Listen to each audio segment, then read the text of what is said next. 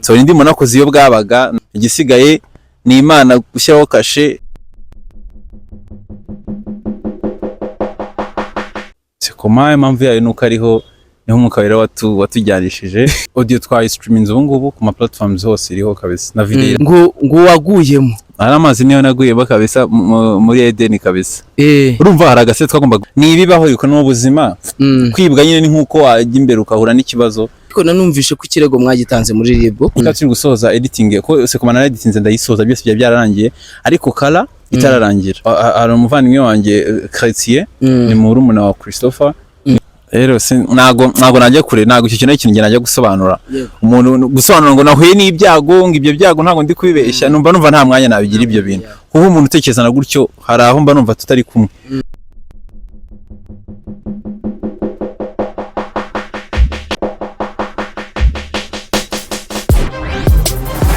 show cyangwa se TV show kuri YouTube channel yacu. Hanyuma hano hari kuri Club Rafiki niho Chris yafatiye video challenge ya Sekoma. Urabona ko numwe mu bahanzi baba bateguye neza kandi urabona ko iyi ni video challenge ntaho bizagaragara mu mashusho ariko reba ababyinnyi bose bari bahari ni bamwe mu babyinnyi barenze banahenze uhereye kuri Titi Brown, Jojo Breezy, General Benda, Shakira K, Divine Uwa, Bianca Aspilo n'abandi batandukanye n'ababyinnyi beza cyane babahanga kandi bahenze mu gihugu ndetse ikindi kintu cyantangaje cyane kuri iyi set n'uburyo Junior we wafataga amashusho Junior Giti niwe wafataga amashusho y'iyi video challenge nka manager ushobora kutabyibaza cyangwa se kutabitekereza ariko nakantu keza kubona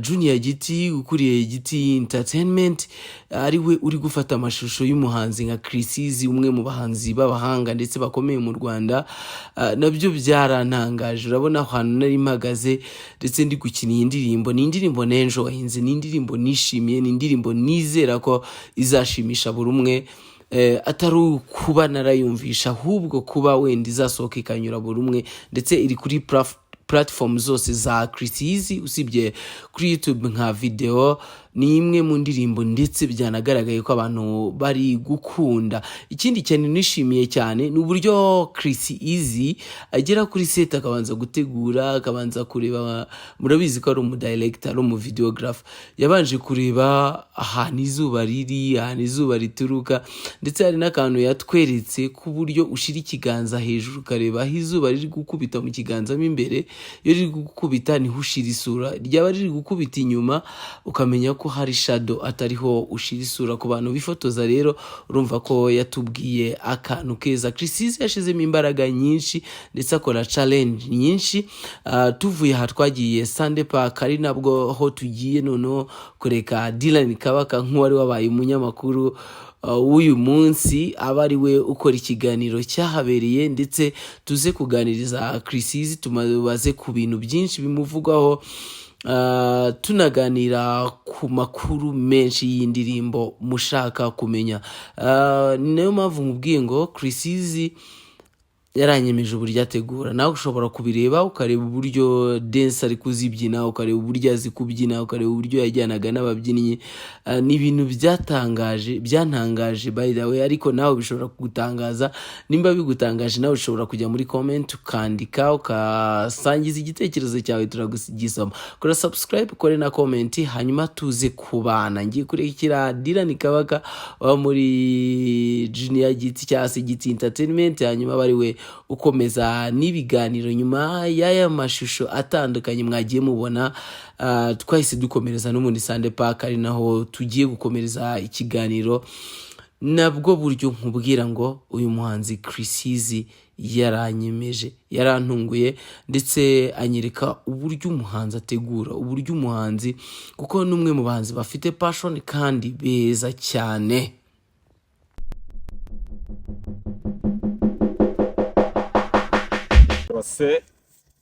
Nk'uko mubibona turi muri Sunday Park turi gushutinga challenge ya Sekoma ngiye muri kumwe nitwa Dylan ngiri gukora kuri ETV uyu munsi Diane Kabaka kabisa, nyuma yuko gasobanuye kanze turi kugerageza kariyeri nshya ngo turebe kabisa bigenze biteze ITV iranze kariyeri isigorana katwegera abantu hano abahanzi nk'uko mubibona uyu bamwita Chibu n'umuhanzi bameze neza cyane abyina gakondo akarimba afro agezwe gushimira Chibu urabivuga iki akora no mu bukwe kabisa ewana umubano ufitanye na Chris Ize n'umubano nyabaki ku buryo uri kuri Innocent mukuru wanjye mu biki Chibu ndakuru mukuru wawe mu muziki se muri byose okay none se indirimbo yawe urayivuga ikigeze he wowe indirimbo wagira icyo ivuga kuri ITV rega ITV gukukirwa cyane abatwine kabisa ku rwego rushimishije ubwo ngubwo yari Chibu katwegere manager wa Chris Ize yitwa Bugingo Boni mwese mwamenye nka Junior Giti katumaze ko yiyumva kuri challenge afite mikoro ye ubwo navuga nawe twumva tugiye gukora bo ikiganiro urumva ibintu byagasobanuye n'ikibazo cya maniyu maze iminsi tubiganiraho ikibazo cya maniyu byaranze ese kuba Amavubi yatsinze ubona byatewe n'iki kugira ngo natsindwa nk'ibisanzwe ari byo yatumenyereye kuko umuzamu wa Manchester United ari umuswa niwo wafashe none se na Macrodina hano tugusanze niyo washutinga filime y'Inyarwanda kuba usigaye muri filime y'Inyarwanda byakiri gute oya ikibazo cy'ibitunguru nicyo cyakomeje kuba ikibazo ku isoko ibitunguru bikuzamuka buri kanya kandi mayoneze nayo nta kintu iri kuduhereza kizima ubwo byose byanze kuko rwose banana babasekeje kabisa yewe reka tubasetse noneho turebe ukuntu biri bugende Bogo rero kugira ngo dukomeze turebe turi kuri set no kwitoza umwuga w'ubunyamakuru tugiye gufunga YouTube channel izahera ku subscribers 0 ko bazazamuka n'imbaraga z'Imana katubisengere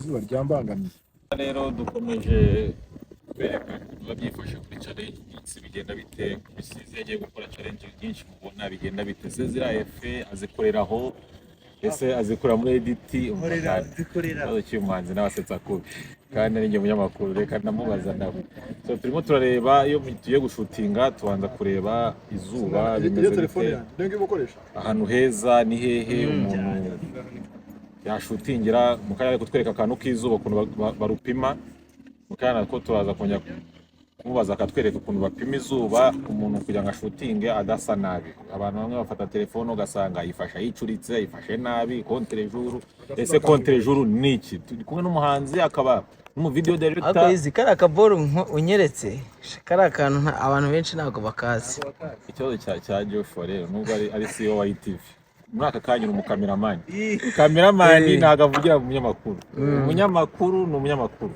arimo arapima rero ngo arebe ahantu heza ho gushutingira kandi challenge muzahita muyibona mu minsi mike iyi ni ITV mukurikiye nyine nitwa Dylan Baby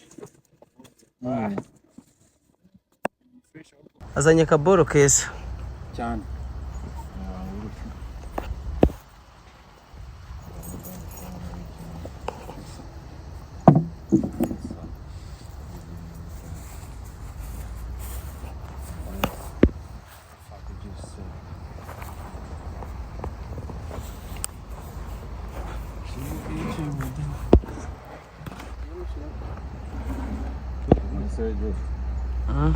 ayigira hano no mu buryo bikora wapi ni umuntu watunze nitumeze gutyo yadushishije twamanze adukora ariko baradukora washaho buri giti hano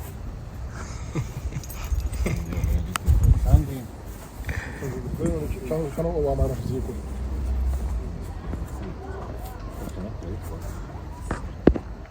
inzozi ndota basa neza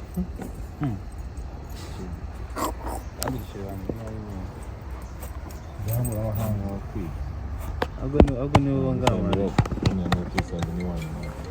ari sawa cyane amatelefone ari kuzuba nk'akanyagana yewe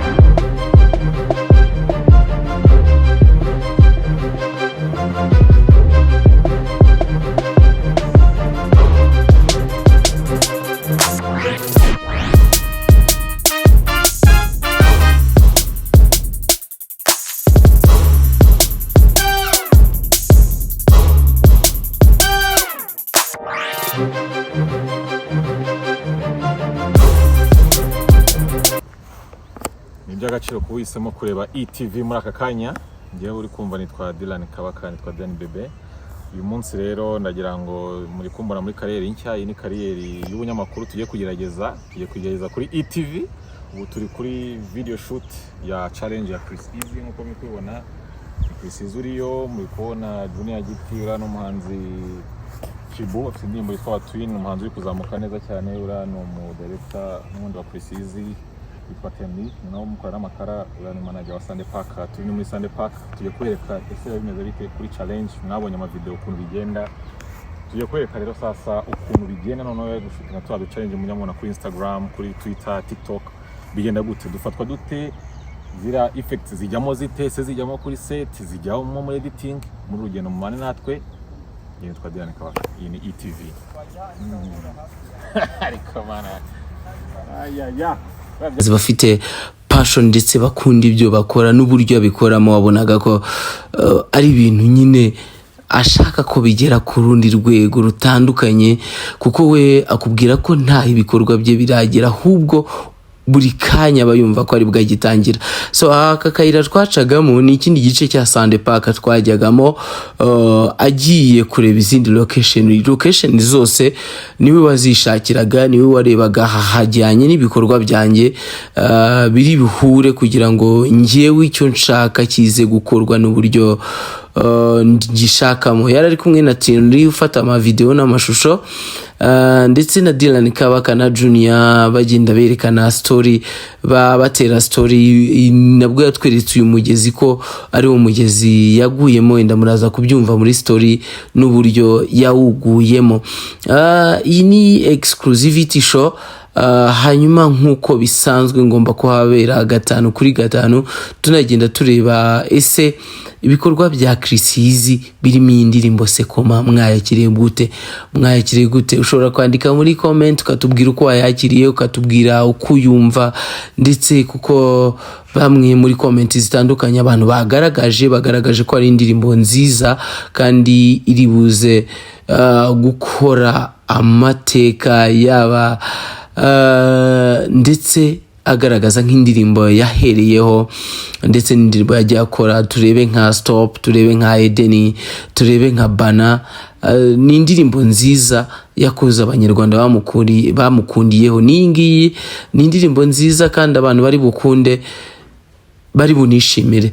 Hanyuma iki gice nicyo twari tugezeho kuri Chris Easy. Murabona ko Dylan Kabaka ari kugenda yerekana ukuboko k'uburyo Chris Easy yaramaze kwerekana uko afata video, ndetse anagenda areba ahantu kuri location nziza bitewe na video yashakaga gufata.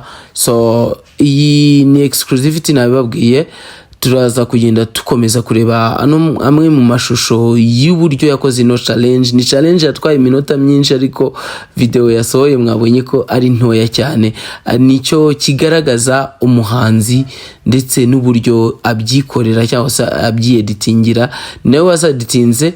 Hanyuma reka tubareke mukomeze mukurikire aya mashusho. Nyuma yaho turaza kubagezaho ikiganiro nka exclusivity show twagiranye na Chris Easy, anatubwira ku bya telefone yiwe aho bigeze, ikirego batanze muri RIB, uburyo babibye se na mashini bibyemo yari irimo telefone. Ari naho twaje kugirira ubwoba yuko yaririmu indirimbo, ari naho twaje kugira ubwoba ko iyo ndirimbo yaba yarigiyemo, ariko ahumuriza abakunzi be ko indirimbo yari ifite n'ubu ari gukora iyo bwabaga kugira ngo iyi ndirimbo igere kuri platform ziwe vuba na bwangu. Yatangarije exclusivity ko next week icyumweru gitaha azaba yashize hanze iyi ndirimbo. So reka tumushyigikire, tukomeze kumwereka urukundo muri iyi ndirimbo, tumukorere ama challenge ndetse tunabashe kuyisangiza abantu benshi batandukanye.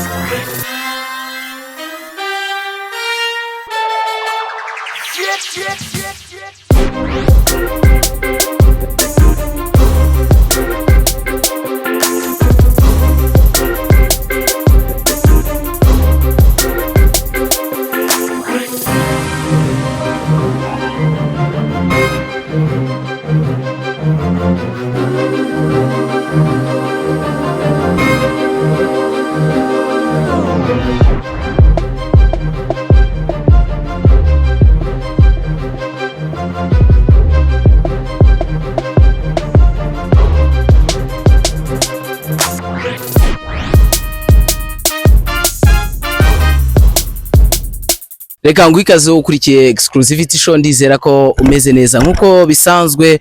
N'imyidagaduro turimo ni umuziki, ni entertainment muri rusange nkuko twabibatangarije. Hanyuma iyi Exclusivity twahawe amakuru ko Chrisizi nubundi ari gukora video challenge ya Sekoma, yamaze gukora shooting byararangiye, ariko hari n'amakuru menshi abamuvugwaho nubwo atariyo atujyanye, ahubwo tugiye kureba ikorwa ry'indirimbo. Iki kiganiro nagikoranye na Dylan Kabaka, ni nawe uri kuri kamera. Hanyuma ngiye kuganiriza Chrisizi nyuma ya video cyangwa se yaho twahereye i Nyamirambo muri Club Rafiki, ari kumwe n'ababyinnyi batandukanye musanzwe muzi mu myidagaduro yo mu Rwanda.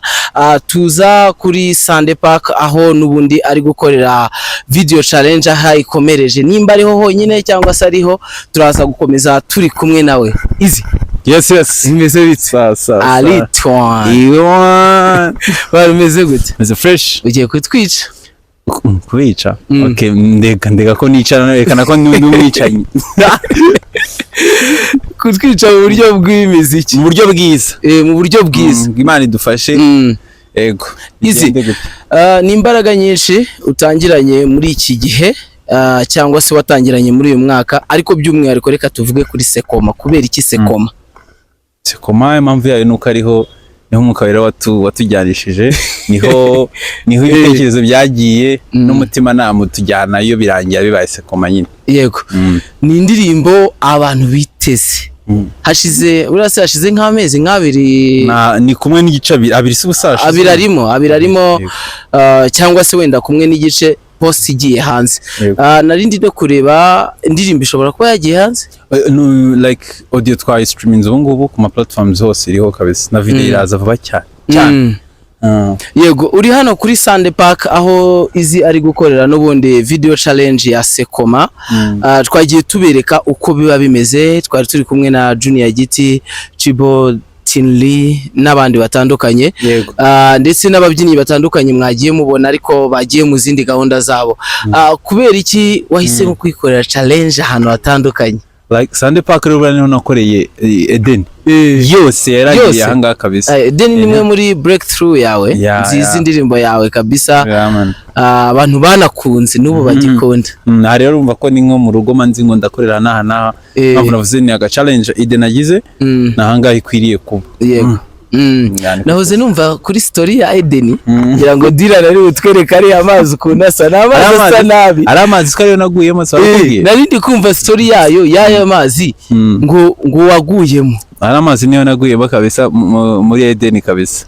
Urumva hari agase twagombaga gukora, noneho ndi bugwe mu mazi nkongera nkavamo, akora reverse ku babizi nyine muri premiere, like muri editing, muri software editing. Ariko mbona iyo effect iraza kungora cyane, ubona ko babikora live muri editing bikambira bikeye. Nabwo nereka ngwemo nzabikora muri editing ari dukeye. Ariko hari ikintu kigiye kiba, umuntu akagwa nko mu mazi nta kamera iriho cyangwa se nta record. Iyo uva muri ariya mazi rukundo wenda wasaga ubwo bari kuzana session harya bakanyumisha n'indi kuma, ubundi ngasubiramo none imvune z'abahanze. Hanyuma ni indirimbo njyewe ubwanjye nayumvishe, ni indirimbo nziza kandi nanabashishikariza kuba iyi ndirimbo nibimaze gusohoka, ikimara gusohoka muzayishake, muzayisearchinge, kuko Chrisizi ni umwe mu bahanzi dufite beza, ndetse anamaze kubiprovinga mu ndirimbo ze zitandukanye. Hanyuma Chrisizi, usibye niyo ndirimbo, ariko muri iriya minsi ishize twakumvisha amakuru yababaje abantu batandukanye. Amakuru atari meza uramubara kuyakubazaho. Sibyo? Ntabwo nari nabiteguye, yari ku ndirimbo, niyo mpamvu mbashije gusaba uburenganzira kugira ngo mbikubazeho. Kuri stories zitandukanye cyangwa se ku mbuga nkoranyambaga zitandukanye, abantu bazi ko wibwe telefone yawe. Ubu nanjye nabimaze iminsi nabagaye Junior arabeshya ati yo gukoresha yo ariko bushaka bwarabaye. Bivuga ko umunsi bayikwiba nshobora kuba narindi mu gitaramo, warampamagaye unsaba service twari gukora naho, hanyuma nyuma yaho urongera urampamagara, none ngiye nyuma yaho nguhamagaye se ngira ngo baze nimba wabonye. Ndavuga se Chrisizi byagenze gute, ariko sinabigeze tindaho, ndavuga wenda ushobora kuri muri studio. So nyuma yaho nibwo nasomye amakuru ahantu ni ibibaho yuko no ubuzima kwibwa nyine ni nkuko wajya imbere ukahura n'ikibazo ubuzima burakomeza nyine no gukomera umuntu agakomeza ka ibunse byagenze ati ndagira ngo wenda twaturi gusoza editing ko se komana editing ndayisoza byose bya byararangiye ariko kala itararangira noneho hari umuvandimwe wanjye Chrétien ni murumuna wa Christopher niwe umfasha mu makala nyine mu kurangiza indirimbo so njyayo iwabo tujye kuyirangiza byari nimugura nka saa 4 gutyo nimwumva ariko nageze niba nibeshye niba ngo birangije dufata ka short break abantu bamugiye kwira du snacks mugiye ku meza nk'iminota 10 tugaruka muri office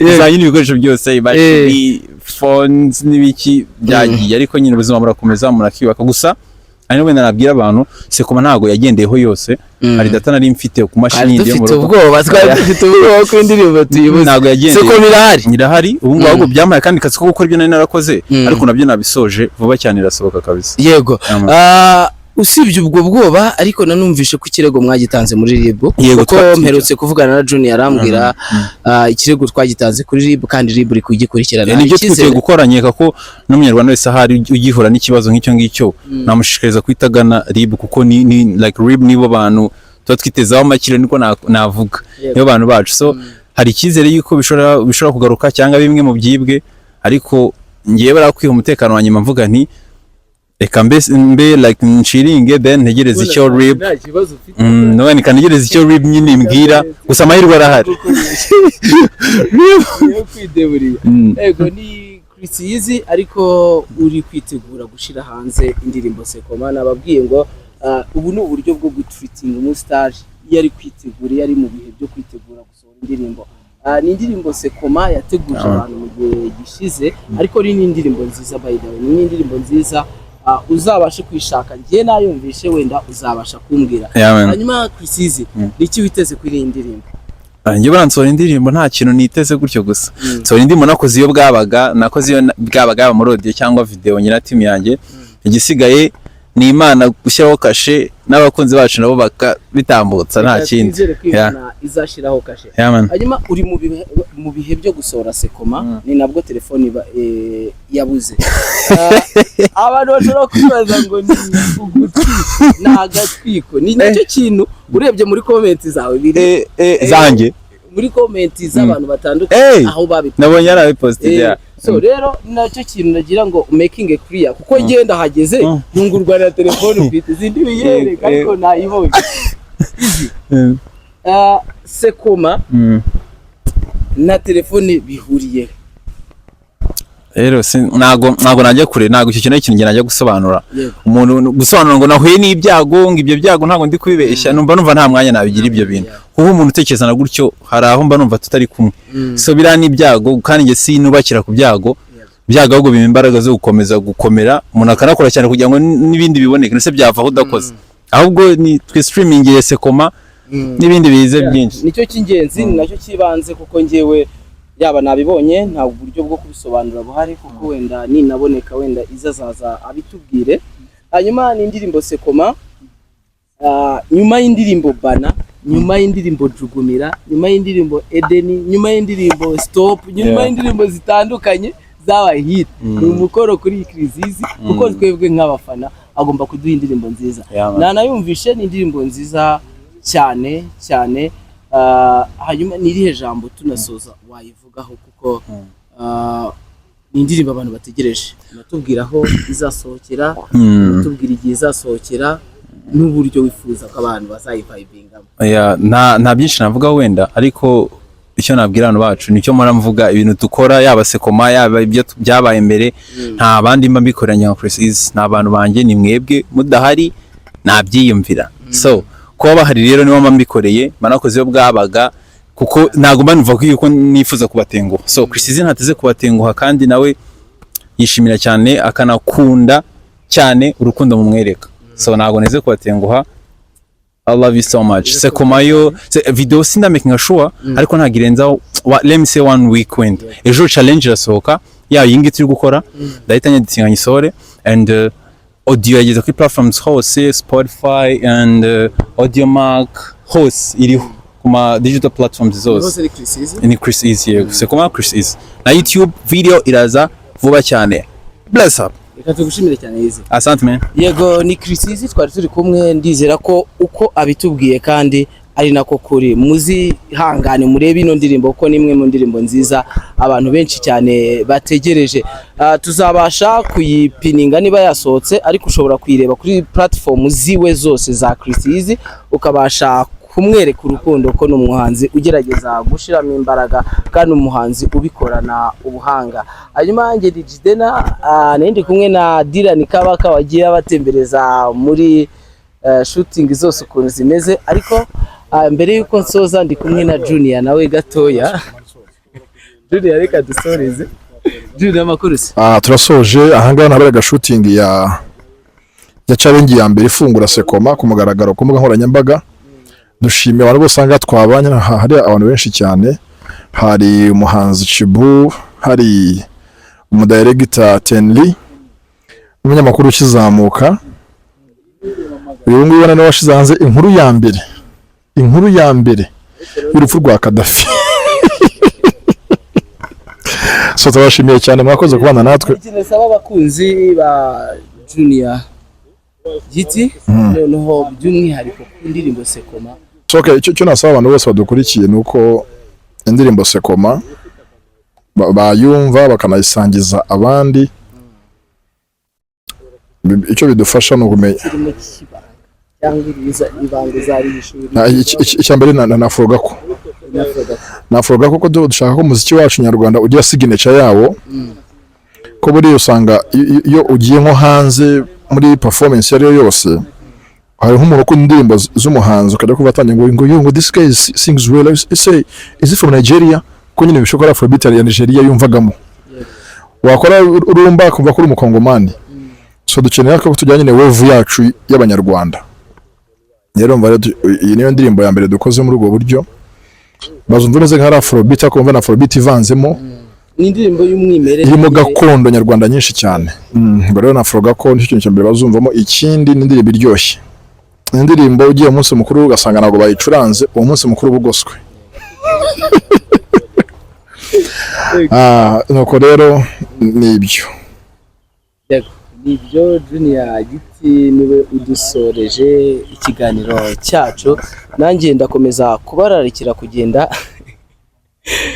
kujya guhiga cyangwa se gushaka indirimbo Sekoma ya Chris Easy ku mbuga nkoranyambaga ze. Ku zindi platform zose yamaze gusohoka, ariko kuri YouTube irajyaho nk'iki cyumweru nk'uko amaze kubidutangariza. Iyi ni exclusivity. Nanashimira cyane Shema Osborne uri mu Bushinwa wabashije kunywereza izi mic binyuze ku bashuti be n'uburyo bwo gushipinga. Mu minsi mike tuzagenda tubabwira uburyo noneho abantu bakeneye gutumiza ibintu mu mahanga ahantu hatandukanye ashobora kubibagezaho mu buryo bworoshye. Ni Jidena Exclusivity Show. Nshimira cyane Dylan Kabaka wari uhatubereye yaba mu mashusho ndetse anatubereye ikiganiro cyo kuri set uburyo bakoraga ino video challenge. Ciao, tusubire.